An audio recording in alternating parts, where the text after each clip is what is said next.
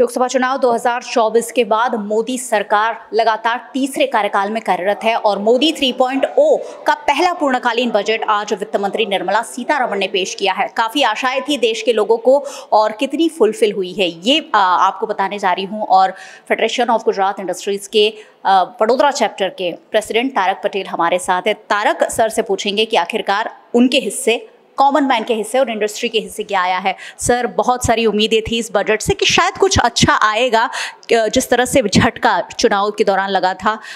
ये बजट जो है ओवरऑल क्या कहता है?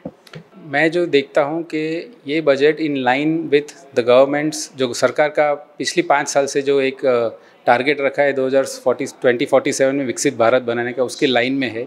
इमीडिएटली देखें तो शॉर्ट टर्म में इसके ज़्यादा इफ़ेक्ट्स हमको शायद ना दिखे, बट लॉन्ग टर्म इफ़ेक्ट्स काफ़ी दिखेंगे। फेडरेशन में हमारे काफ़ी मेजॉरिटी ऑफ द मेंबर्स जो हमारे वो एमएसएमई कंपनीज़ है और इसमें ये जो बजट दिया गया है उसमें एमएसएमई के लिए काफ़ी नई स्कीम्स प्रोवाइड की गई है। सो हम ये मानते हैं कि कंपनीज़ ये इसका फ़ायदा ले पाएगी।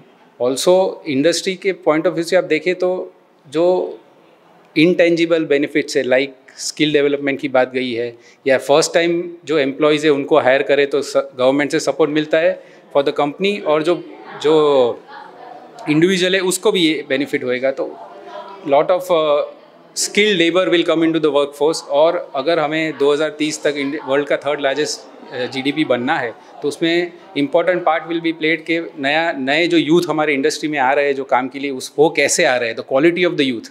सो वी फील के that will also help the industry to retain more talent. Sir, investment को बढ़ावा मिले, क्या ऐसा कोई प्रावधान या ऐसा कोई ऐलान आज बजट में हुआ है? उन्होंने फॉरेन डायरेक्ट इन्वेस्टमेंट में जो टैक्सेशन है उसमें थोड़ा चेंजेस किए हैं, सो बाहर से ज़्यादा पैसा आ सकता है इसमें। बट ज़्यादा आप और देखें तो पर्सनल लेवल पे हम देखें तो long term capital gains tax बढ़ाया गया है। तो अब ये देखना पड़ेगा कि एज एन इंडिविजुअल लोग इसका कैसे रिस्पॉन्स देते हैं। बट आप देखें तो स्टॉक मार्केट काफ़ी बड़ा है, तो पीपल्स जो इन्वेस्टमेंट आपने की उसका वैल्यू बढ़ा है, तो उसमें थोड़ा टैक्स अगर हम गवर्नमेंट के साथ शेयर करें तो I don't think it is a problem. Each individual has to help in nation building, so this will be an individual's contribution. Also जो हमने पर्सनल लेवल पे जो टैक्सेशन में चेंजेस देखे हैं, इतना ज़्यादा बेनिफिट नहीं है, बट 17,500 जो मैक्सिमम बेनिफिट होने वाला है आज के टाइम में, penny saved is penny earn जैसी बात है। So it is overall we would say on a 10 we would give an 8। Our expectations were not much. आप देखो तो पिछले 5 में भी इनफैक्ट लास्ट 7-1 साल में जो बजट आया है उसमें कोई बिग बैंग चेंजेस नहीं होते। And this is in line with what the government is doing. It is a long term process and we'll just have to be। मतलब ये वाला बजट भी एक लॉलीपॉप जैसा ही है कि आपको लंबे अरसे में फ़ायदा होगा? मैडम, इमीडिएट शॉर्ट टर्म फ़ायदा नहीं होगा, but long term we are talking about nation building. अभी वो दिन गए जब पॉपुलिस्ट बजट आया करते थे। अभी हमको देखना है कि एज अ कंट्री हम कैसे आगे बढ़ रहे हैं, as not as an individual. And I think as a from a nation building point of view this is a good budget.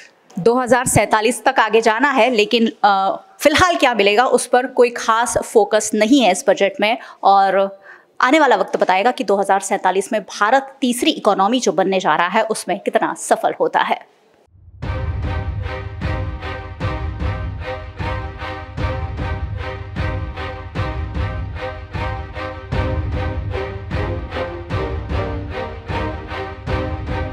2024-2025 का जो बजट, आम बजट आज पेश किया गया है, उसमें उद्योगों के लिए क्या है ये जानते हैं वडोदरा के जाने माने उद्योगपति मोहन नायर सर से। सर, उद्योगों के हिस्से क्या आया है?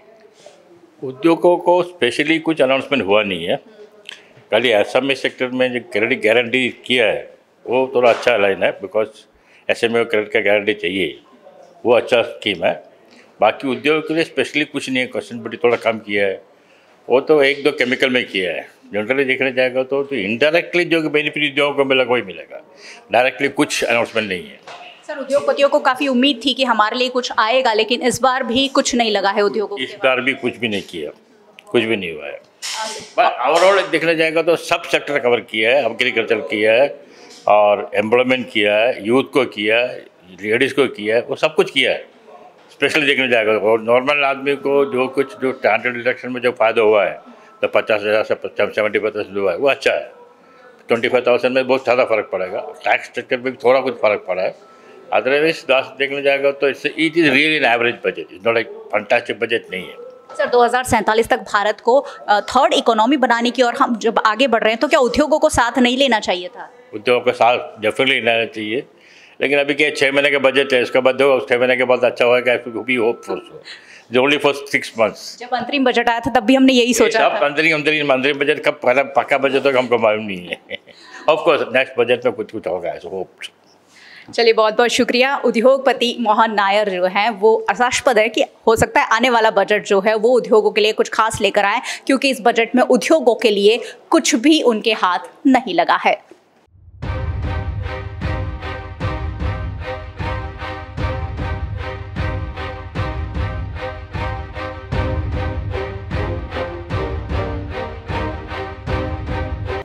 संसद में वित्त मंत्री निर्मला सीतारमण ने बजट पेश कर दिया है और बजट का शेयर बाजार पर भी उल्टा असर पड़ा है। शेयर बाजार लगातार डाउन जा रहा है क्योंकि इस बजट में आम लोगों के लिए कुछ खास दिख नहीं रहा है। हमारे साथ प्रियंका वर्मा जी हैं, FGI से जुड़ी हुई हैं। मैम क्या कहेंगे, इस बजट को ओवरऑल कैसे देख रहे हैं? ओवरऑल 4 एरियाज पे फोकस किया है गवर्नमेंट ने, under privilege, women, youth and farmer. So I can see कि ओवरऑल इम्पैक्ट तो बहुत ह्यूज है व्हेन यू सी 3 साल में क्या आता है। और उसमें उन्होंने जो हाइलाइट्स रखे हैं 9 फैक्टर्स जो गवर्नमेंट उस पर फोकस कर रही है with 9 benefits that they are showing. तो आई एम श्योर 3 years में हमें काफ़ी होलिस्टिक डेवलपमेंट मिलने वाला है। महिलाओं के लिए कुछ खास ऐलान, यूथ के लिए कोई खास ऐलान हुआ है आज? सो 3+ लाख CR का उन्होंने एक प्रपोजल रखा है फॉर विमेन ग्रुप, जिसमें जो विमेन हॉस्टल को इनिशिएटिव लिया है और उसके माध्यम से उन्होंने ऐसा रखा है कि विमेन प्रमोशनल प्रोग्राम्स करने हैं जिसमें काफ़ी विमेन इनिशिएटिव्स होने वाले हैं। तो ओवरऑल विमेन के लिए काफ़ी हाई स्पिरिट एक्टिविटी है ये। इंडस्ट्री काफ़ी कुछ एक्सपेक्ट कर रही थी लेकिन इंडस्ट्री के हाथ कुछ नहीं लगा है। क्या होना चाहिए था, अगर आप एज ए इंडस्ट्रियलिस्ट इस पर कुछ बता पाएँ? ओवरऑल अगर आप देखें तो इंडस्ट्री पे भी उन्होंने फोकस किया है। हम जो 100% एक्सपेक्ट करते हैं इंडिविजुअली वो नहीं हर बार अचीवेबल है, बट जो गवर्नमेंट ओवरऑल देखकर चल रही है, जो हमने पास्ट 7 years में देखा, क्योंकि ये श्रीमती निर्मला रमन का 7 consecutive बजट था जो वो प्रेजेंट कर रही थी, तो वो खुद में ही एक अचीवमेंट है। और आगे जो 9 पैरामीटर्स को ध्यान में रखते हुए गवर्नमेंट काम कर रही है, जो जॉब स्किलिंग पे फोकस कर रही है, एम्प्लॉयमेंट पे फोकस कर रही है, एग्रीकल्चरल बहुत सारे बेनिफिट्स पे फोकस कर रही है। सो उसमें we can see a drastic change with in 3 years of time. Ma'am Nitish Naidu factor यहाँ काम कर गया है। बिहार और आंध्र प्रदेश को 74 करोड़ रुपए मिले हैं। क्या गुजरात के हिस्से कुछ आया है? गुजरात के हिस्से बहुत कुछ आया है। जॉब स्किलिंग पे काम हो रहा है, एम्प्लॉयमेंट पे काम हो रहा है। If you see central Gujarat, तो ओवरऑल सेंट्रल गुजरात में MSMEs बहुत हैं। सो MSMEs के लिए उन्होंने काफ़ी सारे इनिशिएटिव्स अभी हमारे माइंड में ड्रॉ किए हैं कि क्या क्या आ सकते हैं। बाकी जब एग्जीक्यूशन होगा that time we will get to know. तो बिहार और आंध्र प्रदेश को तो काफ़ी कुछ मिला है। वैसे गुजरात हमेशा ही अंडर करंट देखने मिलता है और इस बार भी गुजरात के हिस्से बहुत कुछ तो नहीं दिख रहा है। हो सकता है, ये कहा जा रहा है, एक्सपर्ट्स ये कह रहे हैं कि आने वाले सालों में, मतलब कुछ सालों में हो सकता है फ़ायदा हो, लेकिन इस साल ये 6 महीने का ही बजट है, लेकिन फिलहाल कोई सीधा फ़ायदा होता हुआ नहीं दिख रहा है।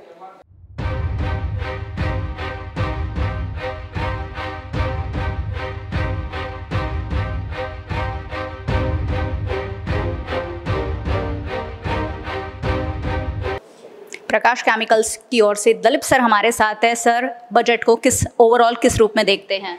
मेरे हिसाब से तो ये long term and welfare budget है। लॉन्ग टर्म इसलिए बोल रहा हूँ क्योंकि ये हर चीज़ का इंडस्ट्री को सबसे लास्ट फ़ायदा होगा, बिकॉज जब ये पूरा अलग अलग सेक्टर में इन्होंने जो ग्रोथ और वेलफेयर स्कीम्स जो की है, जैसे एम्प्लॉयमेंट को लेके, फिर इनकम टैक्स को लेके, सैलरीड आदमी को दिया है। So ultimately that money is going to come into economy, money is going to come into stock market, जो भी है। अभी इमीडिएटली आप देखने जाओ तो मुझे पूछो तो मैं बोलूँगा कि हमारे लिए तो कुछ है ही नहीं बजट के अंदर। ओके, सर्टन एरियाज़ में कस्टम ड्यूटीज़ कम की है कि जो अल्टीमेटली केमिकल इंडस्ट्री को भी फ़ायदा होगा। कैसे, जैसे ये सारे जो अपना मिनरल मेटल्स में, जैसे कॉपर में, लिथियम में, कोबाल्ट में, वो they are ultimately used in chemical manufacturing. तो ये सारी चीज़ें जो है, फिर एमएसएमई को जो अभी कोलेट्रल फ्री लोन्स की जो बात की है, सो इफ एमएसएमई ग्रो होगा तो ultimately and the entire industry, because India में मेजॉरिटी एमएसएमई, सो वो हिसाब से मेरे हिसाब से ये पूरा इंडस्ट्री को कहीं ना कहीं इसकी ग्रोथ की अपने इम्पैक्ट आएगी 100%। सर, महिलाओं और युवाओं को उद्योग क्षेत्र में आगे बढ़ाने के लिए कोई खास प्रावधान इस बजट में? जैसे विमेन, जैसे बोला ना कि जिस विमेन का जो मुद्रा लोन, तो उसमें जिसने 10 लाख का जिसने पहले लोन दिया था उसको बढ़ा के 20 लाख कर दिया,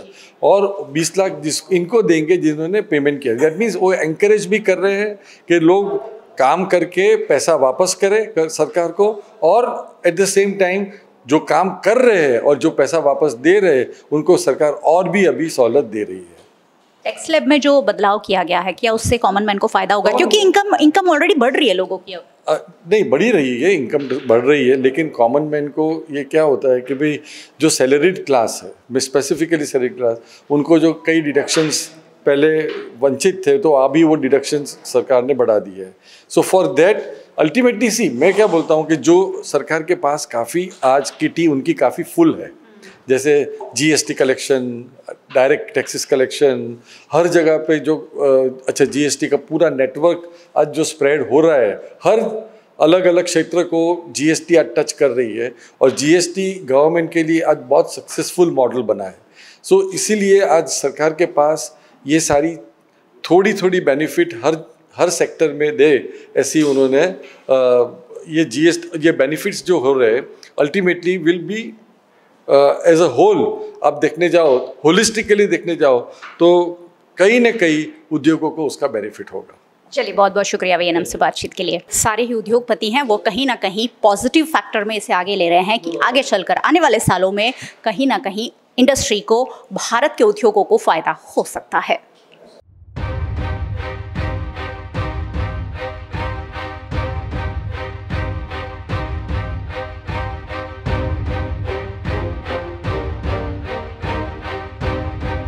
मोदी सरकार को चुनाव में लगे झटके के बाद एक अच्छे बजट इंतजार किया जा रहा था, लेकिन कल ही वडोदरा के जब सीए संजीव शाह सर से हमने बात की थी, उन्होंने कहा था बहुत कुछ नहीं आने वाला है, लेकिन क्या आया है वो उनसे ही जान लेते हैं। सर, कल भी हम इस पर बात कर रहे थे और आज अब बजट पेश हो गया, क्या कहना चाहेंगे? एक ओवरऑल पहले तो आप बताइए, और उसके बाद जो टैक्स स्लैब में बदलाव हुआ है उसके बारे में क्या कहेंगे?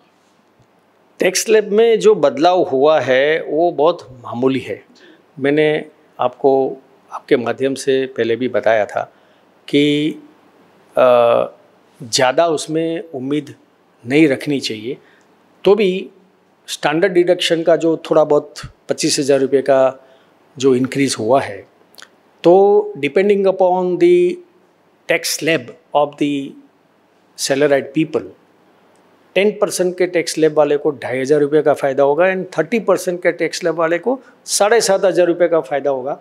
और ऐसा माना जा रहा है कि because of the small changes in the slab rates and standard deduction, salaried लोगों को 17,500 से 18-20,000 तक का फ़ायदा होगा सालाना। तो ठीक है, एक रीज़नेबल शुरुआत है, और इससे ज़्यादा उम्मीद भी नहीं थी, और इससे ज़्यादा कुछ अनाउंसमेंट हुआ भी नहीं है। सर, किसानों के लिए खास बात की जा रही थी क्योंकि किसान लंबे अरसे से नाराज़ चल रहे हैं। किसानों के लिए क्या कोई अनाउंसमेंट हुआ है? देखिए, किसानों के लिए कोई announcement like minimum support price MSP का कोई ऐसा अनाउंसमेंट नहीं हुआ है, क्योंकि वो एक बहुत कंट्रोवर्शियल सब्जेक्ट है। उसके लिए काफ़ी बहस हो रही है ऑपोजिशन एंड रूलिंग पार्टी के बीच में, इसीलिए मेरे ख्याल से बजट में ऐसा कोई अनाउंसमेंट नहीं किया गया है। बट किसानों के लिए जो एलोकेशन एग्रीकल्चर सेक्टर के लिए जो हुआ है, तो मेरे ख्याल से छोटे फार्मर्स को कहाँ ना कहाँ बेनिफिट ज़रूर पास होगा in terms of reduce price in fertilisers, better rates in the loans for tractors और फार्म प्रोड्यूस। तो ये किसानों के लिए अपनी फार्म प्रोड्यूस अच्छी तरह से बनाने के लिए, कम प्राइस में बनाने के लिए एक सुविधाएं प्राप्त होगी, जिसका फ़ायदा खेडूतों को जाएगा। सर, युवा और महिलाओं के लिए क्या प्रावधान इस बजट में? से महिलाओं के लिए एक सुंदर प्रावधान का अनाउंसमेंट किया गया है कि जो मुद्रा स्कीम है, तो स्त्रियों के लिए अपने पैर पे खड़े होने के लिए, खुद के उद्योग बनाने के लिए 10 लाख रुपया तक का लोन मिलता था बैंकों से, जहां कोई सिक्योरिटी, कोई गारंटी देनी नहीं पड़ती थी। उनको बढ़ा के 20 लाख रुपया तक किया गया है, बट उसमें कंडीशन रखी हुई है कि जो स्त्री साहसिक ने इसके आगे बैंकों से मुद्रा लोन ली है और सक्सेसफुली भरपाई की है, उन लोगों को 10 से 20 लाख का फ़ायदा होगा, नए लोगों को 10 लाख ही मिलेगा। तो मेरे ख्याल से एक अच्छा है कि एक फिस्कल डिसिप्लिन बने, आप लोन लो, भरपाई करो, तभी आप अच्छे एडिशनल अमाउंट के लिए एलिजिबल बनो। ये एक अच्छा प्रोविज़न है। तो ये और यूथ के लिए तो मेरे ख्याल से काफ़ी नया 2 लाख करोड़ का एडिशनल प्रोविज़न किया गया है, और ऐसा मानना है कि करीब 2.5 लाख यूथ का उसका बेनिफिट होगा। तो अभी फाइन प्रिंट आएगी तभी पता चलेगा कि 2 लाख करोड़ का additional allocation in the budget वो कहाँ खर्च होगा, जो युवाओं को डायरेक्टली बेनिफिट मिलेगा। युवाओं को नौकरी के लिए मेरे ख्याल से जो बेरोजगारी कम करने के लिए काफ़ी नए प्रावधान का अनाउंसमेंट हुआ है। टू स्टार्ट विथ 11,10,000 करोड़ का कैपिटल एक्सपेंडिचर का अनाउंसमेंट हुआ है। जो अनाउंसमेंट होगा, वो जो खर्च होगा वो मेनली इंफ्रास्ट्रक्चर सेक्टर में जाएगा। गवर्नमेंट एक्सपांड करेगी, पैसा का खर्च करेगी। उसका बेनिफिट छोटे से उद्योग से लेकर बड़े उद्योग तक का ये बेनिफिट जाएगा। तो मेरा ऐसा मानना है कि जब भी 11 लाख करोड़ का इन्वेस्टमेंट एडिशनल आता है, उसमें क्या होगा कि additional man power, job creation की ज़रूरत होगी, तो एडिशनल जॉब क्रिएशन क्रिएट होगा। उसके साथ में गवर्नमेंट ने अभी अनाउंस किया है कि एम्प्लॉयर के लिए आप नई जॉब क्रिएट करिए, तो नया एम्प्लॉय रखिए, तो हम लोग आपको 15,000 रुपया, एक साल में 15,000 रुपया ऐसा इंसेंटिव देंगे। तो एम्प्लॉयर लोग भी एक अट्रैक्ट होंगे नया रिक्रूट करने के लिए। वैसे भी उनके पास नया बिजनेस आने वाला है, तो उनके लिए तो विन विन सिचुएशन हो गया। एक तरफ से नया बिजनेस आ रहा है, एडिशनल बिजनेस आ रहा है, बैंकों से लोन अच्छी मिल रही है, तो नया प्रोडक्शन कैपेसिटी के लिए नई रिक्रूटमेंट चाहिए, तो गवर्नमेंट बोलिए उसके लिए भी हम पैसा देंगे 15,000 रुपया। तो मेरे ख्याल से इसे विन विन सिचुएशन। जी सर, बिहार और आंध्र प्रदेश को एक अलग से पैकेज दिया गया है। नीतीश और नायडू फैक्टर जो है, सहयोग दिया था, वो आज काम लग गया है। लेकिन क्या दूसरे राज्यों को इससे ऐसा नहीं होगा कि हमें भी कुछ मिलना चाहिए था? वो आपकी बात सही है, पर ये पॉलिटिकल क्वेश्चन है, because I think is a coalition, ये गवर्नमेंट है, support with the coalition partners. तो मेरे ख्याल से कंपल्सन है, इसके लिए ये प्रोविज़न किया गया है। तो मैं आपकी बात से सहमत हूँ कि दूसरे स्टेट इसके लिए ह्यू एंड क्राई काफ़ी आवाज़ उठाएंगे कि भी क्यों इनको ही और हमारे स्टेट को क्यों नहीं। बट आप देखिए, से for an example Himachal Pradesh is a Congress rule state. तो हाँ, अभी बाढ़ आई थी तो काफ़ी नुकसान हुआ है, तो गवर्नमेंट ने बोला है कि नहीं भी हिमाचल प्रदेश को भी हम एडिशनल पैसा देंगे आपको नया बनाने के लिए, उत्तराखंड को देंगे, आसाम को देंगे। तो ऐसा नहीं है कि बीजेपी ने अपने रूल स्टेट को ही फ़ायदा किया है, नॉन बीजेपी रूल स्टेट को भी फ़ायदा किया गया है। तो इस ओवरऑल गुड स्टेटमेंट। जी, लॉन्ग टर्म पर क्या असर देखते हैं? आखिरी सवाल। लॉन्ग टर्म के लिए तो मेरे ख्याल से बहुत अच्छा बजट है। आप देखिए कि फिस्कल डेफिसिट जो एक साल पहले 5.8% थी, फिस्कल डेफिसिट का मैं एक स्मॉल उसका एक्सप्लेनेशन देता हूँ कि difference between government expenditure, government income, खर्चे और आवक के बीच का जो डेफिसिट है, जो गैप है, उसको फिस्कल डेफिसिट बोलते हैं। तो अभी तक 5.8% ऑफ द जीडीपी था 23-24 में, वो घट के 5.1% हुआ। और अभी फाइनेंस मिनिस्टर ने अनाउंस किया कि अभी अगले साल में वो 4.5% होगा। इसका मतलब ये होता है कि गवर्नमेंट की आय बढ़ रही है, गवर्नमेंट का एक्सपेंडिचर कम हो रहा है, तो फिस्कल डेफिसिट जो कम होने का जो इंडिकेशन है और हो रहा है, जीडीपी का रेट जो बढ़ने की बात है, वो मेरे ख्याल से क्या होगा कि ग्लोबल रेटिंग जो है, इंडिया की रेटिंग है, क्रेडिट रेटिंग है, वो अच्छी बनेगी, बढ़ेगी।